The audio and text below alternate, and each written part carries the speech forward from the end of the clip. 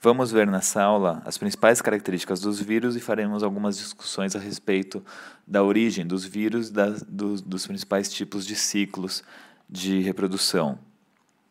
Os vírus são formados basicamente por uma cápsula de proteína que os protege, chamada de capsídio, composta basicamente de proteínas, e essa cápsula ela protege, ela envolve o material genético que eles carregam.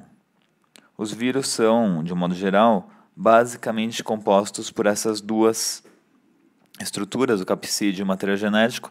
Nós temos vírus mais complexos, mas graças justamente a essa simplicidade extrema deles, existe uma grande discussão a respeito se afinal nós devemos ou não considerá-los formas de vida.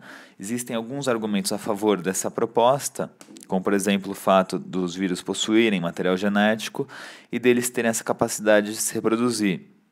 Então eles podem ter DNA ou RNA, eles sempre carregam um dos dois dentro do capsídeo, e eles têm sim uma capacidade de gerar novos vírus. No entanto, existem argumentos contra essa proposta de considerá-los formas de vida, devido ao fato de que eles só conseguem se reproduzir dentro de uma outra célula, de uma célula, na verdade, visto que eles não apresentam as estruturas que formam aquilo que nós chamamos de célula. Então, eles são parasitas obrigatórios que só conseguem se reproduzir no interior de células, tendo, portanto, alguns pesquisadores que defendem que não, eles não deveriam ser considerados como seres vivos. No entanto, nessa aula aqui, vamos considerá-los como sendo, sim, seres vivos. Uma outra discussão que existe, para a qual nós não temos ainda também um consenso entre os pesquisadores, os estudiosos desse grupo de organismos, é sobre a origem dos vírus, como que eles teriam se originado ao longo da evolução da vida na Terra. Bom, a primeira hipótese diz que eles seriam organismos, seriam formas de vida que teriam se originado logo no início da formação da vida no planeta Terra. Então nós teríamos aquele momento no qual teria surgido moléculas replicadoras, como moléculas de RNA, e essas moléculas replicadoras, que seriam moléculas que têm essa capacidade de gerar moléculas idênticas a elas, teriam dado origem a todos os outros seres vivos e também aos vírus, nesse momento. Uma outra hipótese, uma segunda hipótese, diz o seguinte: que os vírus que existem hoje, na verdade, teriam se originado a partir de células que teriam sofrido perdas consecutivas das estruturas celulares. Então, nós teríamos aqui células ancestrais, como uma célula bacteriana, com seu material genético, os ribossomos, a membrana plasmática e a parede celular, e essas células teriam, por alguma razão, perdido todas essas estruturas celulares, e teria sobrado somente o material genético envolvido aqui por uma cápsula de proteína, que é o que nós vemos hoje nos vírus. E uma terceira hipótese, a mais aceita hoje em dia, diz que os vírus teriam se originado não lá no início da vida e nem a partir de células que teriam se modificado, e sim a partir de fragmentos de DNA e RNA de células já formadas.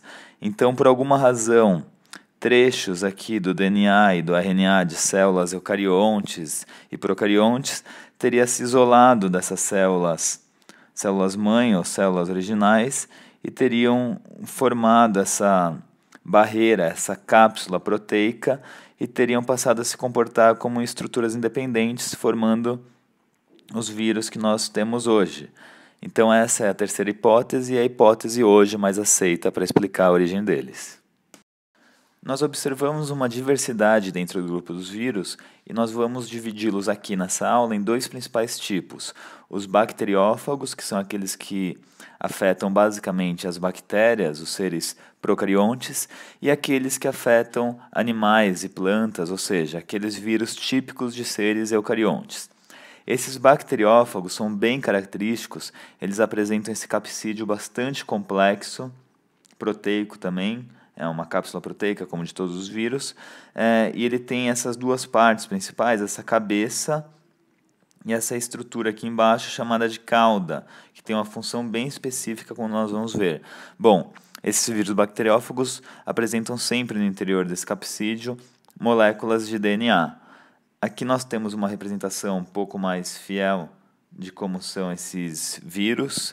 Então aqui a cabeça e a cauda, e eles usam essa estrutura justamente para perfurar a parede bacteriana, a parede celular bacteriana, e conseguir injetar o seu material genético no interior dessas células. Então, o mecanismo de infecção deles é basicamente esse. Eles, uma vez que eles entram em contato com a célula bacteriana, eles perfuram a parede celular com essa sua cauda e injetam o seu material genético para dentro da célula bacteriana. Ou seja, o vírus bacteriófago ele não penetra inteiramente dentro aqui da célula parasitada, da célula hospedeira. E sim, ele injeta o seu material genético aqui no seu interior. O ciclo desses vírus está representado bem simplificadamente aqui nessa figura. Nós temos, após a infecção, após o vírus pousar na célula bacteriana e injetar seu material aqui para dentro, nós temos duas possibilidades. Ou esse material genético vai ser incorporado ao material genético, ao cromossomo da bactéria, como se fosse, na verdade, um plasmídio, e nesse caso o vírus estaria no estado de repouso, ou então ele estaria dormente no interior aqui dessa bactéria, ou então a outra possibilidade é que esse material genético seja lido pela célula bacteriana, e basicamente a informação contida aqui é que a bactéria deve parar de cumprir todas as suas funções metabólicas e começar a fazer duas coisas: a produzir novas cópias do material genético do vírus e a produzir as proteínas que vão formar o seu capsídeo. Feito isso, ocorre a união dessas partes do capsídeo com aquelas cópias do material genético, e isso vai ocorrendo de tal maneira que num determinado momento a célula fica repleta de novas cópias de vírus e ela simplesmente se rompe, liberando as novas cópias que podem agora iniciar um novo ciclo de infecção. Esse primeiro tipo de ciclo, no qual o material genético é incorporado ao DNA da bactéria e fica, de certa forma, dormente no interior da célula bacteriana, é chamado de ciclo lisogênico. Já o outro tipo de ciclo, no qual a bactéria vai de fato ler a informação genética do vírus e provocar o rompimento da sua célula bacteriana, é chamado de ciclo lítico. O outro tipo de vírus que existe é aquele tipo de vírus que infecta basicamente os seres eucariontes. Então são vírus de plantas e de animais, basicamente. Nós temos algumas possibilidades dentro desse grupo. Nós temos, por exemplo, vírus que são ditos não envelopados, que são os vírus que apresentam basicamente essa estrutura com o capsídeo proteico, que envolve aqui o material genético do vírus, que pode ser DNA ou RNA. A outra possibilidade é existir ao redor desse capsídeo que está envolvendo aqui o DNA ou o RNA, uma membrana lipoproteica chamada de envelope. Nesse caso, nós dizemos que os vírus são envelopados, e esse envelope ele é formado por fosfolipídios e proteína.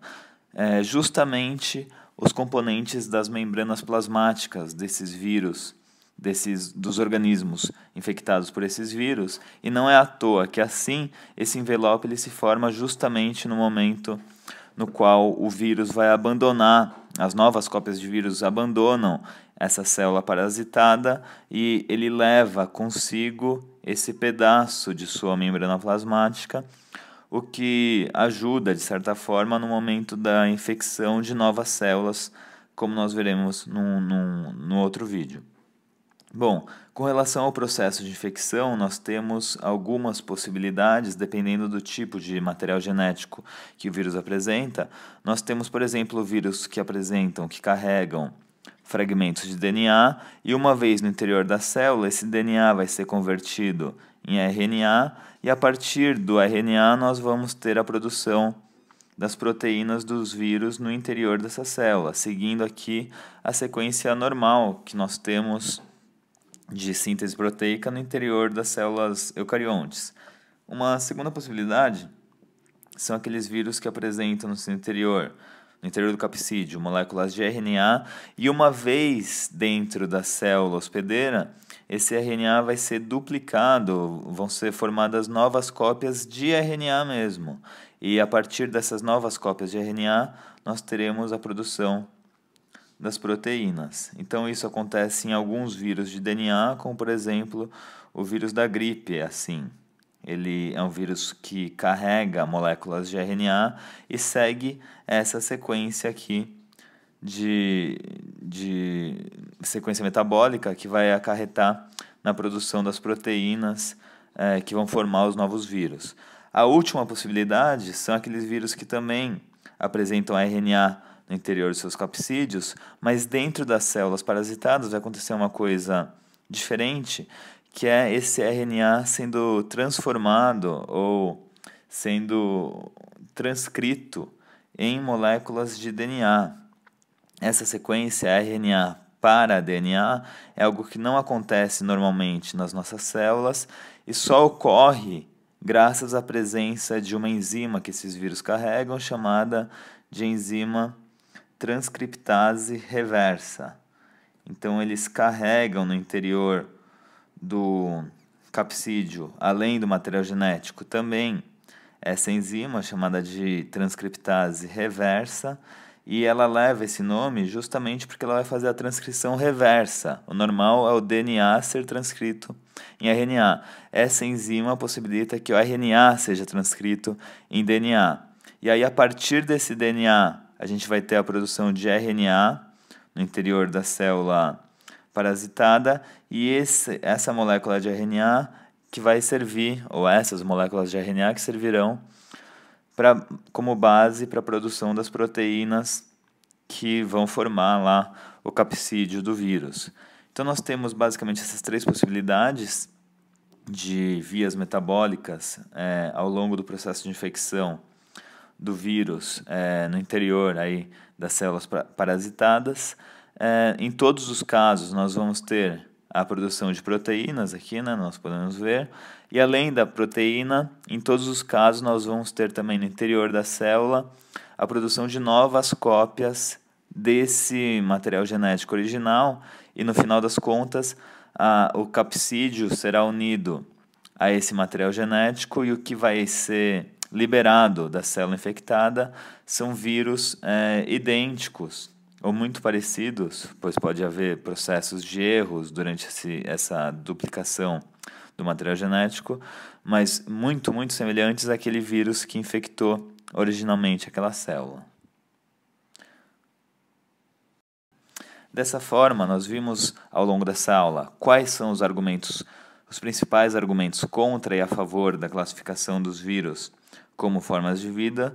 Vimos também quais os principais tipos de vírus que nós temos e alguns aspectos gerais dos ciclos de infecção.